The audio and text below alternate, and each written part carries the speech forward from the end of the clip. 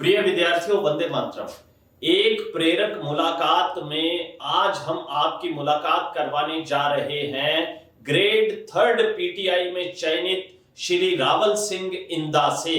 और इनके बारे में मैं आपको एक खास बात और बताना चाहता हूं कि मेरा व्यक्तिगत अनुमान है कि या तो प्रदेश भर में श्री रावल सिंह इंदा टॉप 10 में रहेंगे और ज्यादा से ज्यादा अगर कुछ अंक ऊपर नीचे होते हैं तो ये प्रदेश भर में 25वीं रैंक के भीतर भीतर अपनी उपस्थिति, अपनी उपलब्धि दर्ज करवाएंगे।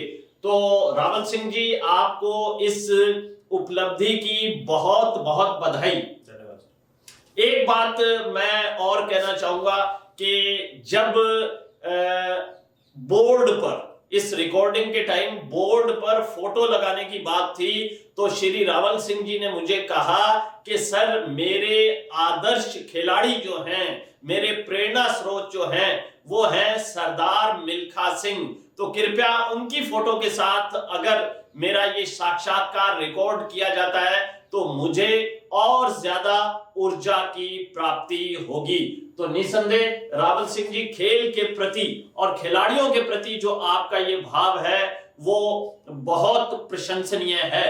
तो मूल रूप से आप कहाँ के रहने वाले हैं? सर, मैं जोधपुर जिले के देणोक गांव का रहने वाला हूँ।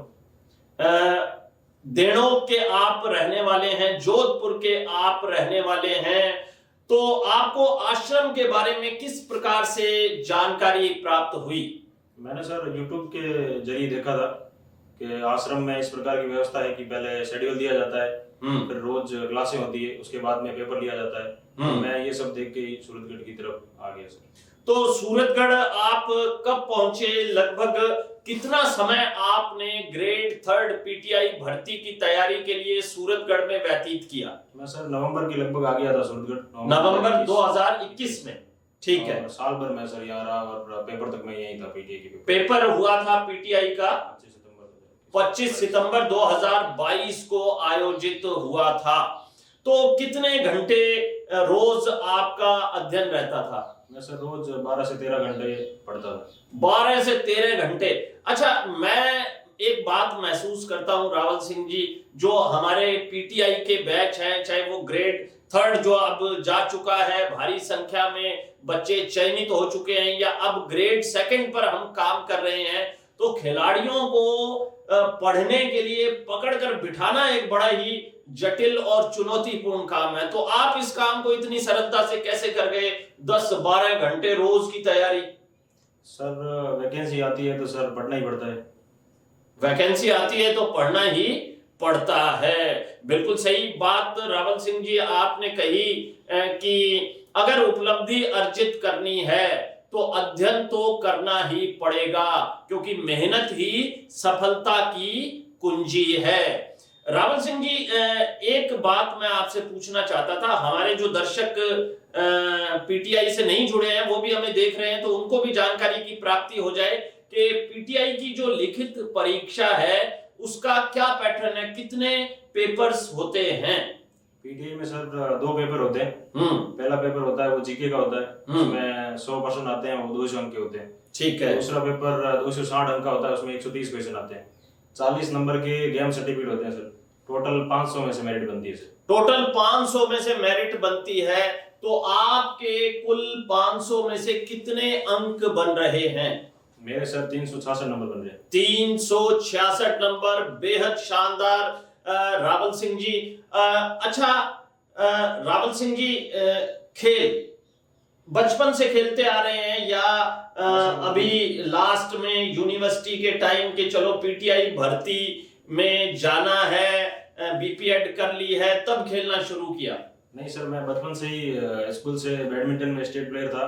उसके बाद जेएनयू यूनिवर्सिटी से मैंने खो खो खेला और फिर जनार्दन राय नागर से मैं ऑल इंडिया क्रॉस कंट्री में गया था सर। ठीक है।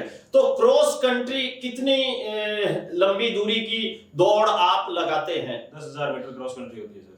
10,000 मीटर की क्रॉस कंट्री है। जिसमें आपने नेशनल पार्टिसिपेट किया यूनिवर्सिटी की ओर से, और आपने मुझे बताया कि आपने योग में भी डिप्लोमा कर रखा है। जी सर, जनार्दन राय नागर विद्यापीठ उदयपुर से मैंने योग में डिप्लोमा किया था और उसी दौरान मैं ऑल इंडिया खेलने गया था।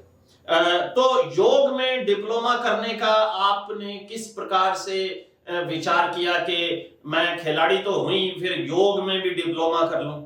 फिटनेस के लिए सर योग बहुत जरूरी है। हाँ, तो एक खिलाड़ी को योग भी प्रैक्टिस होनी चाहिए, योग की भी। ठीक है।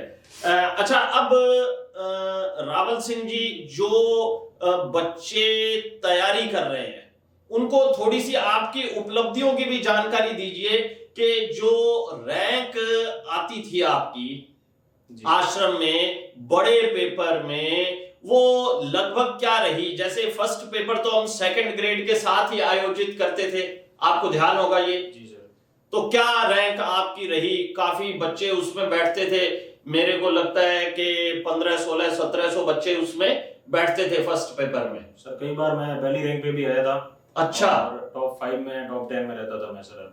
लगातार आपने ये स्थान अपना बनाए रखा, और जो आपका पेपर होता था पीटीआई से संबंधित, उसमें आपकी रैंक क्या रहती थी? उसमें सर मेरी पहली रैंक ही रहती थी सर। पहली रैंक कंटिन्यू आपने किया, कभी ऐसा नहीं हुआ कि रैंक जो है वो कम ज्यादा हो गई हो? टॉप 5 में तो सर रहती थी, मैं टॉप 5 से नीचे नहीं जाता था सर। बहुत बढ़िया रावल सिंह जी।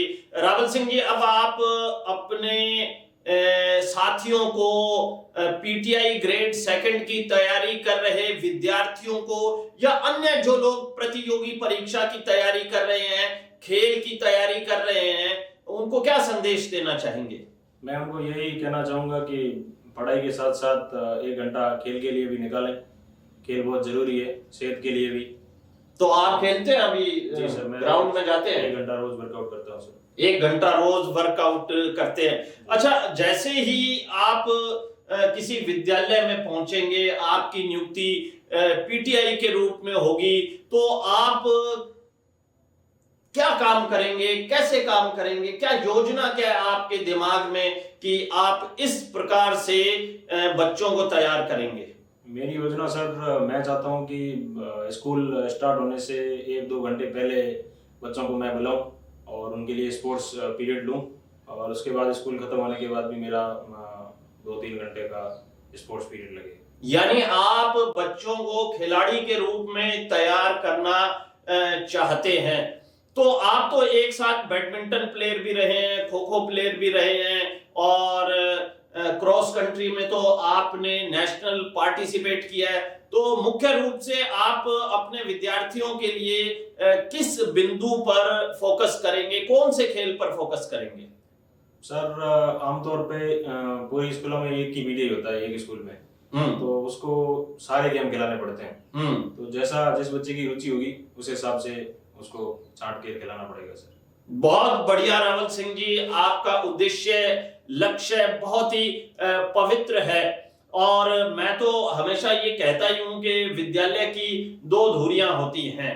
एक धुरी जो है वो संस्था प्रधान होता है, और दूसरी धुरी पीटीआई होता है। यानी कि इतनी ज्यादा महत्वपूर्ण भूमिका पीटीआई की एक विद्यालय में होती है, और जल्द ही जब फाइनल रिजल्ट, फाइनल मेरिट जारी होगी, तो मैं मां सरस्वती से प्रार्थना करता हूं कि हम आपको टॉप 10 की सूची में देखें, और सब विद्यार्थी भी आपसे प्रेरणा लें कि एक खिलाड़ी भी मेहनत करके और इतने अंक अर्जित कर सकता है। बाकी मुझे ये भी लगता है कि खेल और प्रतियोगी परीक्षा दोनों में कोई बहुत ज्यादा अंतर नहीं है। तो बहुत बहुत शुभकामनाएं रावल सिंह जी। जय हिंद, जय भारत, जय राजस्थान।